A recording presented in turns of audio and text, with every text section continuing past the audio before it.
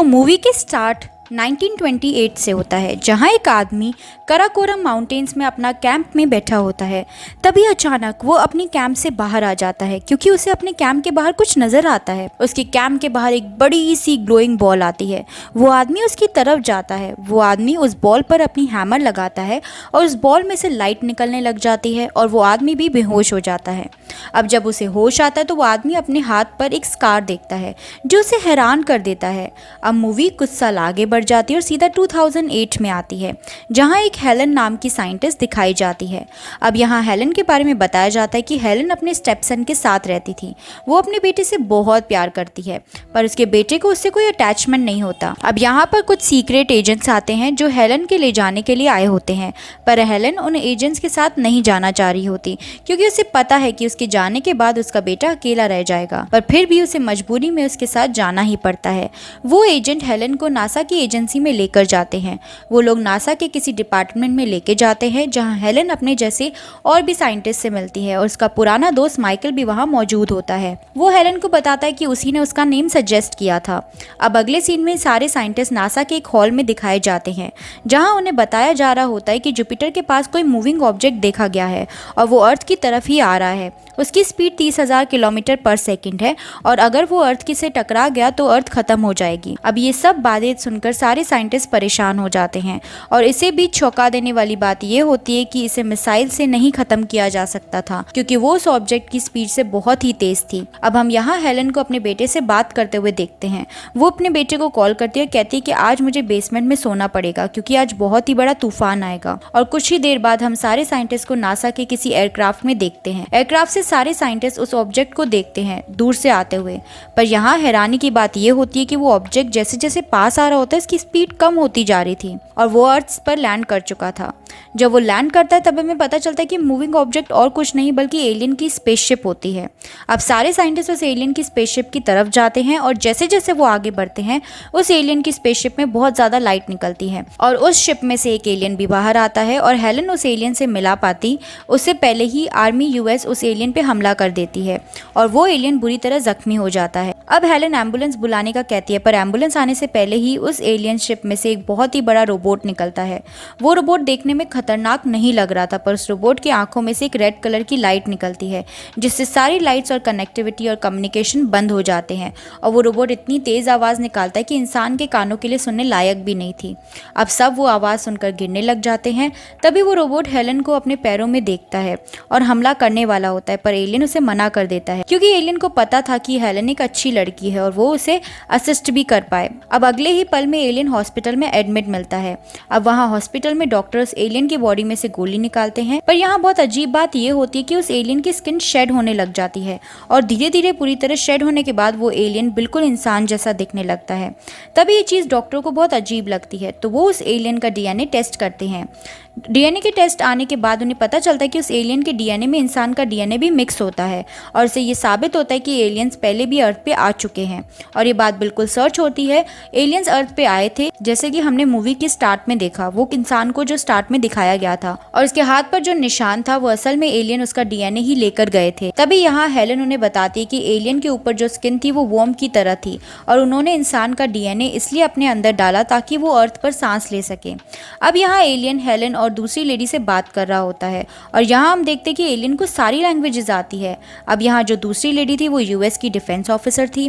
वो defence officer सोचती है कि एलियन उसके लिए खतरनाक साबित हो सकता है और जानलेवा भी, पर वो एलियन हेलन को बताता है कि वो अर्थ को बचाने आया है। इस बात पर डिफेंस ऑफिसर उस एलियन से कहती है कि जब से तुम इस अर्थ पे आए हो तब से हमारी सैटेलाइट काम करना बंद कर चुकी है, सारी कनेक्टिविटी भी टूट गई है। तभी एलियन भी कहता है कि मुझे तुम्हारे लीडर से मिलना है, पर इस बात पर वो डिफेंस ऑफिसर उसे मना कर देती है और वो एलियन को अपने साथ ले जाती है। उस एलियन का इन्वेस्टिगेशन होता है और जब इन्वेस्टिगेशन स्टार्ट होता है तब वो एलियन कोई जवाब नहीं देता और अपनी पावर से वो वहाँ सब कुछ अपने कंट्रोल में कर लेता है।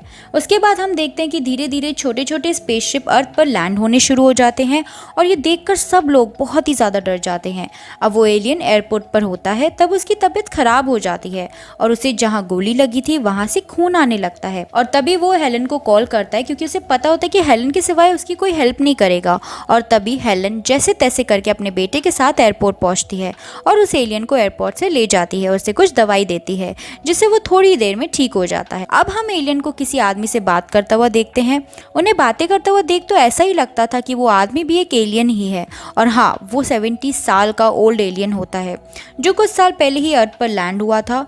वो उस एलियन को बताता है कि इंसान अर्थ को डिस्ट्रॉय कर रहे हैं, इंसान सब कुछ जानते हैं तो भी वो जानबूझकर ऐसा कर रहे हैं और अर्थ डिस्ट्रॉय हो रही है। तभी कुछ देर बाद हम उस एलियन को एक नदी के किनारे देखते हैं जहां उसकी स्पेसशिप की तरह एक और स्पेसशिप होती है। जब वो एलियन स्पेसशिप को हाथ लगाता है तब वो सारी छोटी छोटी स्पेसशिप उस बड़ी स्पेसशिप में चली जाती है और वो सारी स्पेसशिप धीरे धीरे करके अर्थ से चली जाती है। इसका मतलब ये होता है कि उस एलियन ने सारी स्पेसशिप को वापस भेज दिया है, और ये सब हेलन भी देख लेती है और वो भी उस एलियन को खतरनाक समझने लग जाती है।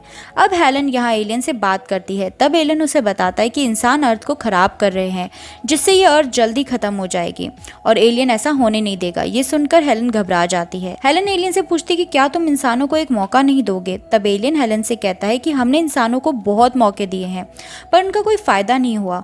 और यहाँ जब हेलन और एलियन बातें करते हैं तब वहाँ एक पुलिस ऑफिसर आ जाता है और उसे पता चल जाता है कि यहाँ वो एलियन है, और वो पुलिस ऑफिसर उस एलियन को अपनी कार पे हाथ रखने को कहता है। पर जब वो एलियन उस कार पर हाथ रखता है वो कार पीछे की तरफ जाती है और पुलिस ऑफिसर को लग जाती है जिससे वो मर जाता है।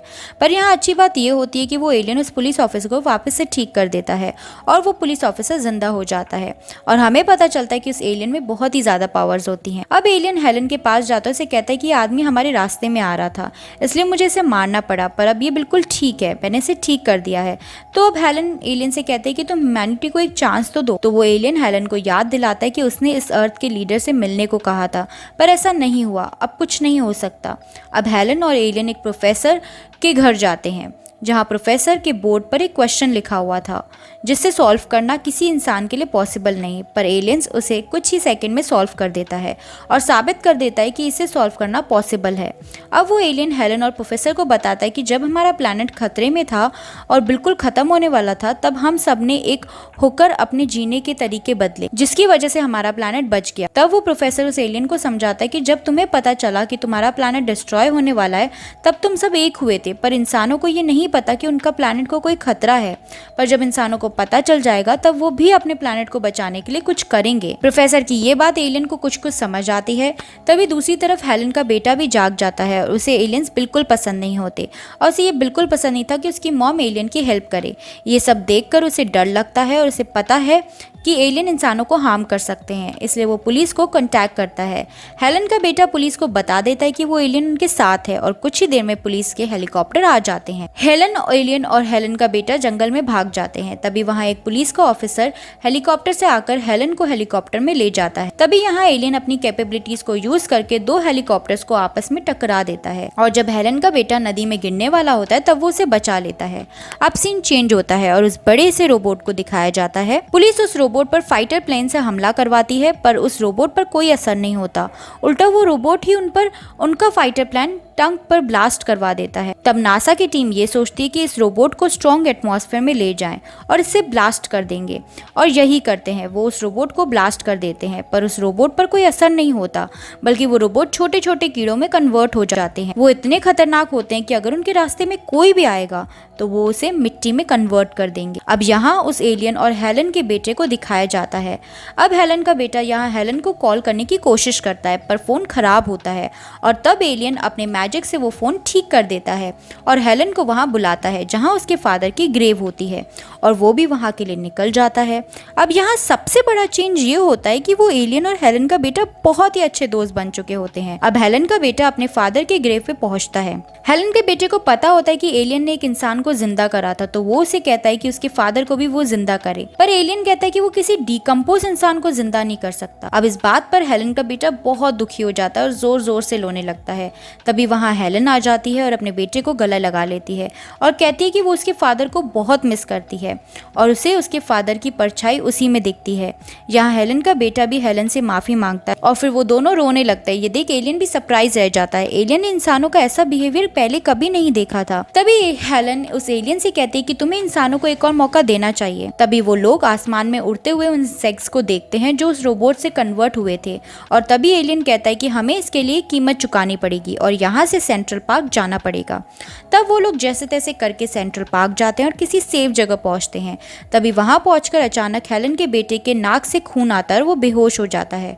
तो एलियन बताता है कि उसके बेटे की बॉडी में इंसेक्ट्स चले गए हैं और तभी हेलन की नाक से भी खून आता है और हेलन एलियन से कहती है कि उसके बेटे को बचा ले। तब एलियन उन दोनों की बॉडी से इंसेक्ट्स निकाल देता है और अपनी स्पेसशिप की तरफ जाता है। जैसे ही वो अपनी स्पेसशिप को हाथ लगाता है वहाँ बहुत बड़ा इलेक्ट्रोमैग्नेटिक रेडिएशन प्रोड्यूस होती है और सारे इंसेक्ट्स मारे जाते हैं, जिसका मतलब ये होता है कि अब दुनिया को कुछ नहीं होने वाला। पर उसे दुनिया का सारा टेलीकम्युनिकेशन नेटवर्क, यहाँ तक कि वॉचेस भी बंद हो जाती है, यानी पूरी दुनिया की साइंस और टेक्नोलॉजी खत्म हो जाती है। अब हेलन और उसका बेटा स्पेसशिप की तरफ जाते हैं, जिससे ये पता चलता है कि एलियन जिंदा है और मूवी के एंड में स्पेसशिप वापस अर्थ से चली जाती है और यहाँ पर मूवी एंड हो जाती है।